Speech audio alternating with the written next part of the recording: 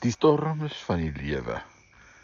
Ek lees vir jou vanmôre uit Matteus 14 vers 24. Ondertussen was die skuit reeds ver van die land af. Met 'n sterk wind teen hulle, moes hulle teen woeste golwe veg. Waarom laat God storms toe?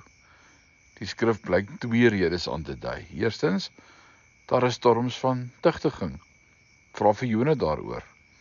As ons buite die Here se wil is, sal hy 'n storm gebruik om ons terug te kry waar ons moet wees.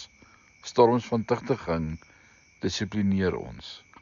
Maar tweedens, daar is storms van volmaaktheid wat ons ontwikkel. In hierdie gedeelte het die disippels Jesus se bevel gehoorsaam om na die oorkant van die see van Galilea te gaan. Dit was nie 'n storm om hulle te korrigeer nie, maar om hulle te vervolmaak. Geloof is nie om te glo ten spyte van die bewyse nie. Geloof is om te gehoorsaam ten spyte van gevolge. Geloof word ontwikkel deur stryd. Geloof sê, ek sal doen wat die Here sê. Al beteken dit dalk dat 'n storm my kant toe op pad is. Al sal daar moeilikhede, struikelblokke en uitdagings wees, al mag dit wreed en moeilik wees, al moet ek sukkel, sal ek gehoorsaam wees.